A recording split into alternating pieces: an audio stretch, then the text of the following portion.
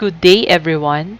I am Dr. Sarabeth De Castro, a pediatric gastroenterologist from Department of Pediatrics, College of Medicine, De La Salle Health Sciences Institute. Welcome to Lower GI Bleeding online session.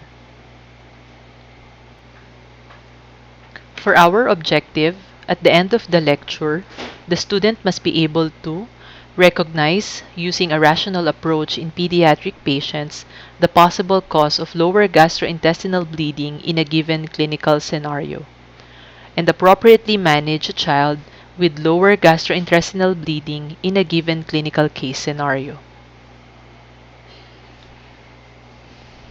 If a patient presents to you with a possible gastrointestinal bleeding, the first initial step is to determine the location if it is above or below the ligament of Treitz.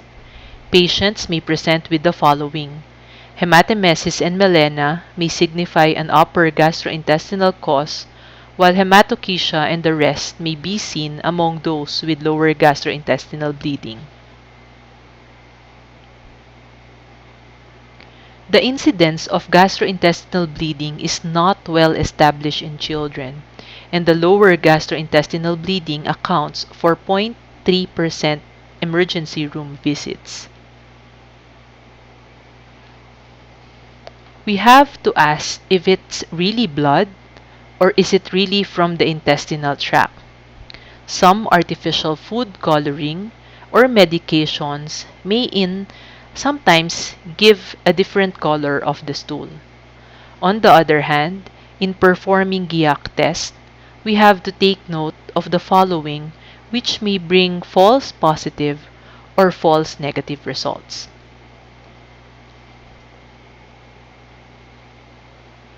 For the approach of gastrointestinal bleeding, after getting the complete history and doing a thorough physical examination, and your patient is stable, we have to proceed in doing the specific diagnostic test and proceed with the medical therapy needed. However, if the patient is unstable, we have to stabilize the patient first before proceeding with a diagnostic evaluation or end up with a possible surgical procedure. With regards to history and physical examination, specifically we have to ask about the duration and amount of bleeding, the color of the stool if blood is present, is the blood mixed with stool or coating the outside of the stool, associated signs and symptoms, and drug history. We have to look and proceed with the examination of the skin and look for other vascular malformation and other pertinent associated signs and symptoms. Rectal exam should also be done and look for signs of portal hypertension. The following entities subdivided into age groups are the possible etiologies of your lower gastrointestinal bleeding. But for this lecture, I will be discussing the three diseases, two of which are common and the last one is one of the evolving disease in this century. So we have intussusception, Meckel's diverticulum, and inflammatory bowel disease. Other diseases, such as infectious colitis, was discussed in first session.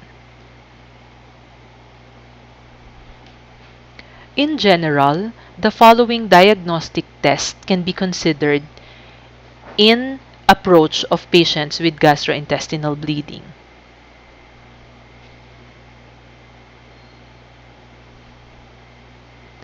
Treatment will then be directed toward the possible etiology of bleeding. But again, the initial goal is to maintain or have a hemodynamic stability. General and supportive measurements such as giving of your oxygen, fluids, and blood should be done. Medical therapy, endoscopic therapy, and surgery should be done depending on the possible etiology of your bleeding.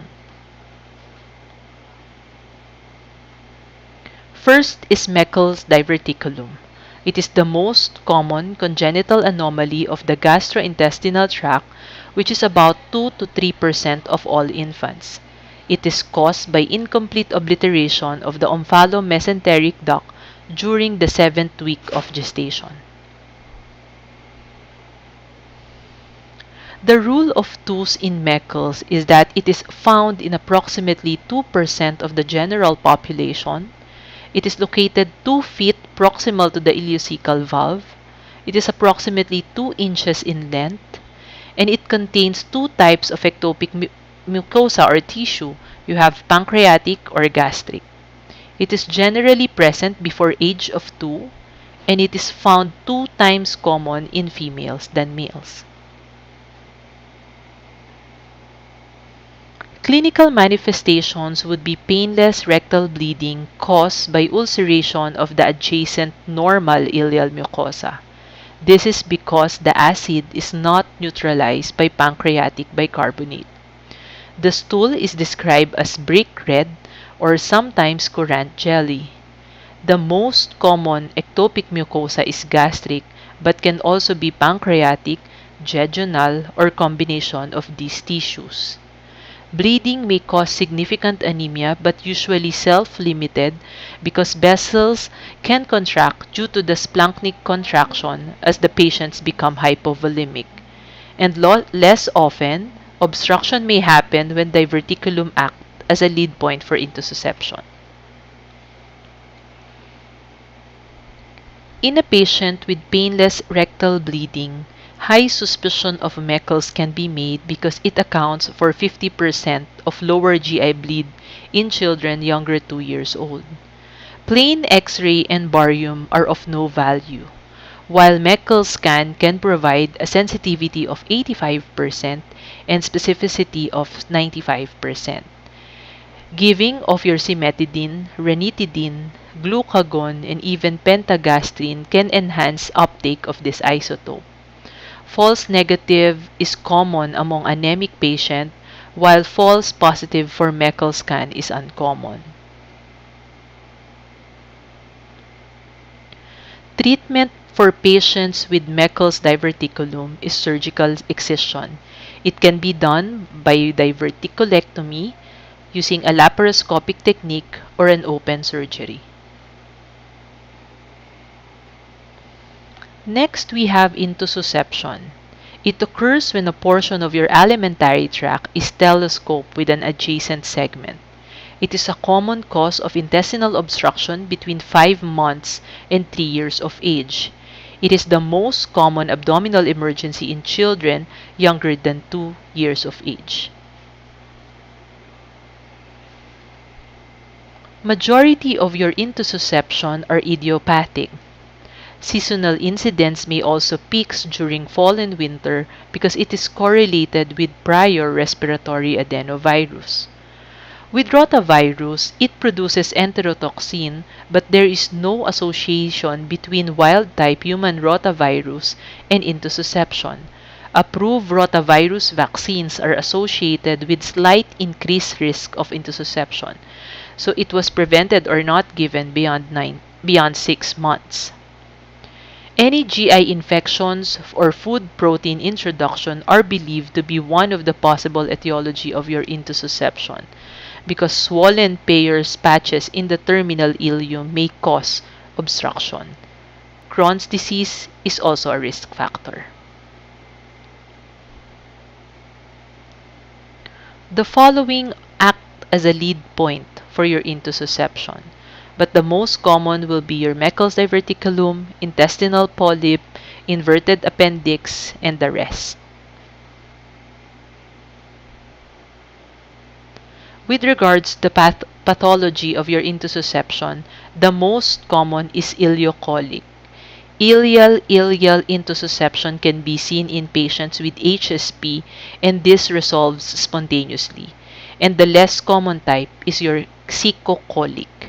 Intussusceptum is defined as the upper portion of the bowel that invaginates into the lower part, which is known as your intussuscipiens.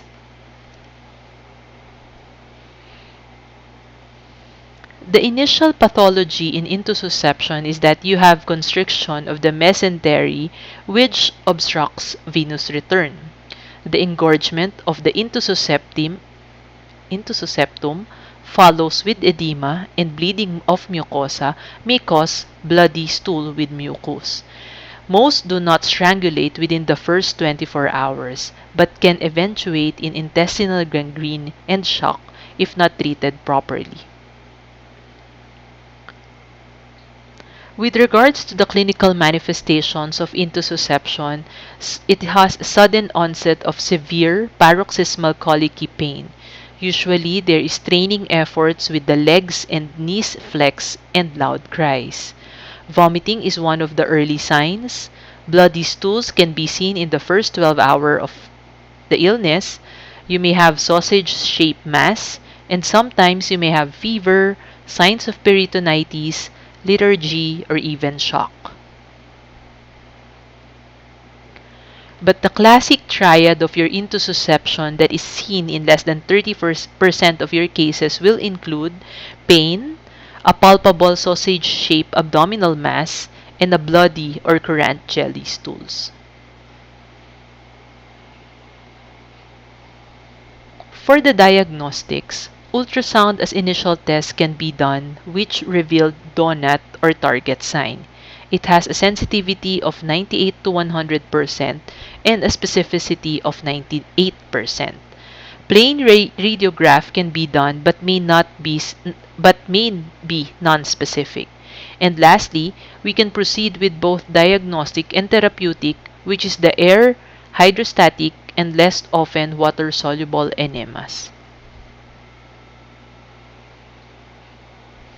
The treatment of patients with intussusception is emergency reduction of your intussusception.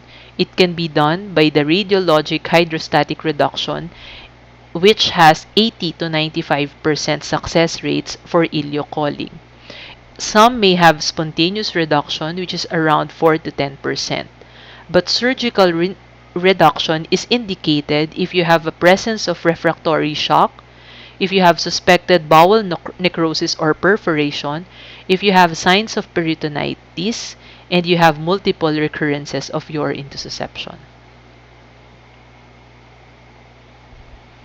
Now let us proceed and discuss one of the evolving disease in this century, your inflammatory bowel disease. It is a group of diseases that includes Crohn's disease and ulcerative colitis. At present, etiology is not yet understood, and the usual presenting symptoms and therapeutic options are similar in adult and pediatric patients. Though significant differences in the two populations require separate approaches in treatment and management of inflammatory bowel disease. These include impact of the disease on growth and development, and the factors such as environmental triggers, smoking, and enteric commensal flora. In inflammatory bowel disease, up to 25 to 30% of your patients will develop an extra-intestinal manifestation. The most common EIMs known are arthritis, cutaneous changes, eye diseases, and liver diseases. What is ulcerative colitis? Ulcerative colitis is a chronic, relapsing, inflammatory condition of the colon. It extends continuously from the rectum. It is usually pediatric onset and which forms 15 to 20% of all ages. The usual presentation in UC is bloody diarrhea, tenesmus, abdominal pain, and symptoms may become severe with weight loss, fatigue, and vomiting. 25 to 30% of children with ulcerative colitis will require admission for an acute exacerbation or flare. On the other hand, Crohn's disease is characterized by transmural inflammation in a non-continuous pattern. So this is called as your skip lesions. It comes from anywhere from the mouth to the anus. The ileocolonic region is the most common location of your disease. Common symptoms such as pain, diarrhea, weight loss are typical of Crohn's disease. But what are the current trends in your inflammatory bowel disease? Both disorders have become much more common over the last century. With regards to the incidence and prevalence, UC is 2 times more common than your Crohn's disease. CD, on the other hand, is more common among females. UC is of no gender preference. Environmental factors such as a modern urbanized lifestyle appear to have been responsible for this trend. Another risk factor is the role of your diet. Diets of patients with CD is due to large quantities of sweets and reduction in the omega-3 and increase in omega-6. Some may have food intolerance to gluten, corn, dairy products, and yeast, but others may be disparate as chocolate, pork, and onion. Food itself is not a factor for the pathogenesis of CD, but food residues may promote metabolic activity of an abnormal intestinal flora, which may allow the progress of the disease. On the other hand, in a meta-analysis of 17 articles, it supports breastfeeding as associated with lower risk of developing either CD or UC. Another risk factor that they are looking into is stress, or stress as a risk factor. But major stress does not play an important role in initiation of IBD, but instead the psychological distress in the patients or in these patients was a consequence rather than the cause of active disease. Treatments such as relaxation therapy, psychotherapy, and cognitive behavior may help in these situations. As baseline investigations for patients with suspected IBD, it should be a combination of a complete history and thorough physical examination, and upper and lower endoscopy findings or multiple biopsies. Initial laboratory investigations should also include CBC, liver enzymes, albumin, ESR, iron status, and CRP. Stool culture is mandatory part of your diagnostic to exclude infectious diarrhea. In some cases, in children younger than 2 years of age, additional immunologic investigations and allergy testing may be necessary to exclude colitis that is related to primary immunodeficiency or allergic conditions. Serologic assays are a potential valuable tools in the diagnosis of your IBD in older children and even adults. Your p-ANCA or perinuclear anti-neutrophil cytoplasmic antibody is highly specific for UC. Your ASCA or the anti-Saccharomyces cerevisiae is highly specific for CD. Utility of these markers for the diagnosis of IBD is not adequately studied in pediatrics. Thus, they should not be used for initial diagnosis but in conjunction with clinical data and other laboratory studies. In mild disease, some of the blood inflammatory markers in children may be normal even in active disease. Serologic markers can be useful only after histology revealed chronic inflammation, and the main reason to perform endoscopy is to obtain tissue, which is essential for the diagnosis of your IBD. IBD treatment or cannot be cured by giving medical or surgical therapy. Management principles will include inducing remission and maintaining remission. The aim of the treatment is primarily to relieve the symptoms, to prevent complications, to prevent relapse, to minimize steroid use, and give or effective mucosal healing. And just to mention, the following drugs can be used for the initial management of your IBD during the induction of treatment. You have aminosalicylates and corticosteroids. However, for the following, immunodulators, anti-tumor necrosis factor, and antibiotics can be given as maintenance or for complications of your IBD. And lastly, nutrition. Special diets or dietary supplementations are not effective to induce or maintain remission in pediatric UC. But probiotics, though not yet specified which strain, and fish oil are the two widely used agents in children with IBD. They can be given a polymeric formula with the goal of providing at least 120% of the recommended dietary allowance or intake for protein and energy. TPN is indicated only in children with malnutrition who do not have or tolerate enteral nutrition, or for patients with chronic severe fistulizing disease to provide bowel rest. Other interventions include the following: intravenous immunoglobulin and even fecal transplantation.